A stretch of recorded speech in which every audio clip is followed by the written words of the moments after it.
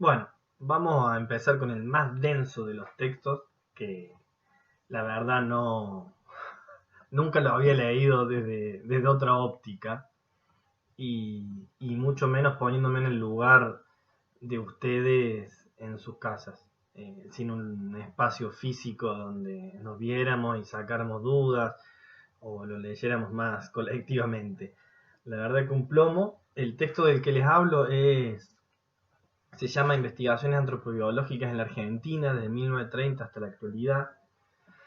Y bueno, si bien es bastante denso, bastante pesado, tiene sus cualidades el texto, ¿no?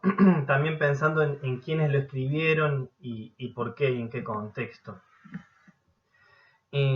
Por un lado, que haya tan pocos textos que hablan de la historia y la antropología biológica en Argentina es un poquito también quizás el reflejo de la visibilidad de la disciplina dentro de la antropología o de la cantidad de gente también que la practica y bueno, ciertas cuestiones intradisciplinares que quizás no vienen al caso ahora. La cuestión es que estos dos autores, Carnese, Héctor y Pucciarelli, no, Francisco Carnese y Héctor Pucciarelli, son dos antropólogos egresados de la Universidad de La Plata, de la Facultad de Ciencias Naturales, donde está el Museo de La Plata, del cual vimos también el documental Prisioneros de la Ciencia. Les pido disculpas, obviamente estoy nervioso y me cuesta más de lo que pensaba hacer estos videos. La cuestión es que Pucciarelli y Carnese estuvieron en La Plata a principios de la década del 60, que no es menor porque fue justo una época donde la antropología en la Argentina intentaba empezar a aplicar ciertas ideas que se estaban gestando en otros lugares del mundo y acá también, ¿no? Que tenían que ver con una cuestión, una visión mucho más social, mucho más aplicada en lo social, en las personas, en esta zona del mundo, en pensar la antropología regionalmente y localmente también. Y esas ideas de la antropología llegaron también a la antropología biológica. Por lo tanto, Carnes y Pucciarelli fueron esa generación que comenzaron a estudiar la antropología en ese momento. Y bueno, como en otros casos la Argentina no duró mucho tiempo esa corriente, ya que después vendrían dictaduras que suprimieron y reprimieron esas tendencias.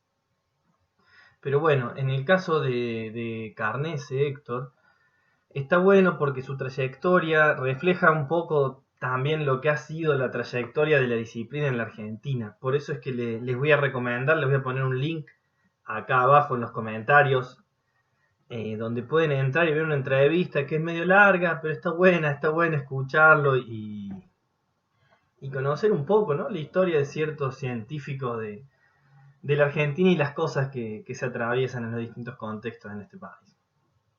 Pero bueno, la cuestión es que ellos repasan un poco la historia y la disciplina desde su lugar, ¿no?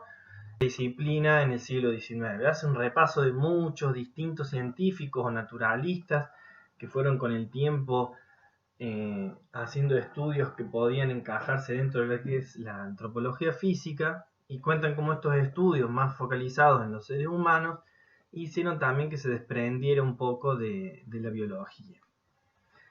En el caso de la Argentina, la filosofía reinante, como en gran parte del resto del mundo, era el evolucionismo, ¿no? El positivismo, que es una tendencia bastante naturalista y que tiene mucha influencia en las teorías evolucionistas de Darwin, ¿no? De la selección natural, la evolución y ese tipo de cosas que calculo que más o menos algo sabrán. En caso de que no, pueden buscar en internet, está lleno de información sobre la teoría evolutiva de Darwin.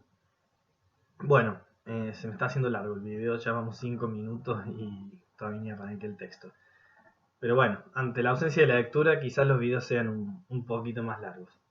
Bueno, la cuestión es que en Argentina esta idea evolucionista, positivista, aplicada al estudio de los seres humanos, tenía sus consecuencias y sus formas. Yo calculo que estarán viendo en Teoría Antropológica 1, por ejemplo, un poquito de de los primeros antropólogos, de la idea de cultura, de civilización, barbarie, salvajes y ese tipo de cosas.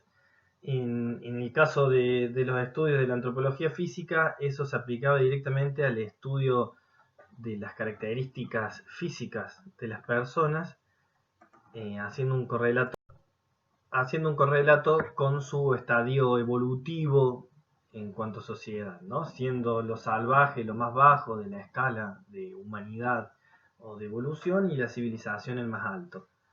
La civilización representada en su máximo exponente por las sociedades europeas, en tanto que lo más bajo de la pirámide eran estas sociedades indígenas, que en algún punto, como dice Endere en su texto, según esta teoría evolucionista, estas comunidades han visto como restos fósiles vivientes del pasado del hombre, ¿no? Ella dice como que representaban los estadios más primitivos de la humanidad, estaban representados en el presente.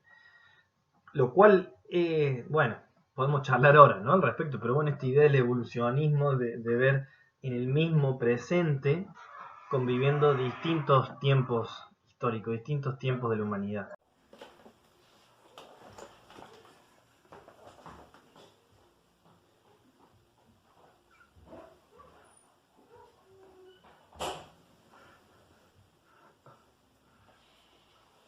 Bueno, una segunda etapa que marcan los autores es la que va desde 1930 a 1936 hasta la década del 60. Tal como dicen ellos, lo que caracteriza mucho esa etapa es el retraimiento de ciertas ideas evolucionistas que primaban en la ciencia, que fueron reemplazadas en gran parte del mundo por el difusionismo o la escuela histórico-cultural. La base del difusionismo, que calculo que también lo irán a ver en otras materias, era esta idea de los centros nucleares, ¿no? De los centros que partían de la idea de que la cultura se generaba en ciertos centros nucleares, que es también conocidas como círculos culturales, la teoría del Kulturkreis, que plantea que, bueno, que ciertas civilizaciones muy avanzadas generaban los avances de la humanidad y luego la difusión de estas ideas generaba la evolución en todo el planeta. El gran cambio con respecto al evolucionismo es, por un lado, la profundidad temporal, que ya no la tenía en cuenta, y el sistema. En lugar de estar preocupado más por la evolución del ser humano, se preocupaba más que nada por clasificar a la sociedad y a las culturas. Estas clasificaciones, que eran a través de la sistematización, ustedes habrán visto en el texto cómo cuentan, por ejemplo, esta cuestión de clasificar a las razas de la Argentina, las distintas razas que eran tomadas como razas de los pueblos originarios, para generar cuadros clasificatorios y a través de estos cuadros comparar las distintas culturas y así encontrar lazos entre ellas.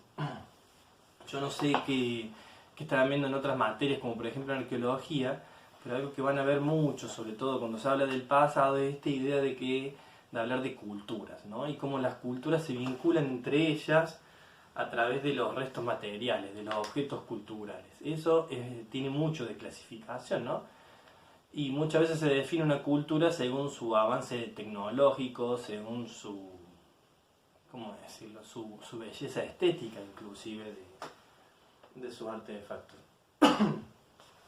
Entonces el difusionismo lo que trajo fue un poco esa idea, que cambió lo que se venía haciendo a generar mucha información y sistematizarla para generar estos cuadros, que, como dirían los autores, esto tenía un fondo un poco racista, si se quiere, ¿no? Esta idea de que la raza existe. Eso tuvo mucha predominancia en la Argentina, en el resto del mundo dejó de tener tal predominancia, pero bueno, aquí hubo distintos procesos políticos también que hicieron que las personas que traían esa ideología, esa forma de hacer ciencia, como Marcelo Bórmida o José Belloni, tuvieran lugares privilegiados de poder. Esto no fue solo en la antropología biológica, sino también tuvo mucho en la arqueología y en lo que era el folclore, las investigaciones folclóricas, que eran parecidas a lo que es hoy la antropología social. Esa etapa se vio también caracterizada, como cuentan los autores, por muchos análisis serológicos, que es el análisis de la sangre, que se empezó a hacer recién en los años 50 y que fue trayendo con el tiempo cambios respecto a qué se buscaba en las poblaciones. Y ahí es que viene un cambio radical en la antropología a partir de los 60, muy influenciado también por corrientes marxistas y demás preocupados por lo social. Viene esta tercera etapa que es de la nueva antropología. En la Argentina, como les contaba al principio del video, esta generación que empezó a estudiar en los 60 venía mucho con estas ideas y comenzaron a pensar una antropología más preocupada y más focalizada en las cuestiones sociales. Esto en la antropología biológica específicamente se dio con lo que es la genética de poblaciones. ¿Qué es la genética de poblaciones? La genética de poblaciones es aquella que utiliza el ADN para generar ramas, lazos, buscar parentescos. En la Argentina, la genética de poblaciones empezó a generar esta idea de la diversidad, ¿no? Que yo les decía antes, este eje estructural de la disciplina como la diversidad. La antropología social estudia la diversidad y la antropología biológica también se empezó a preocupar por eso. Y otra cuestión también importante, antes de que llegue esta cuestión del ADN, fue que inclusive en los análisis serológicos, estos análisis de sangre, o inclusive en los craniométricos, que son los análisis de las formas de cráneo, las alturas, las estaturas, se empezaron a incorporar cuestiones socioambientales, como por ejemplo la alimentación, el entorno y este tipo de cosas.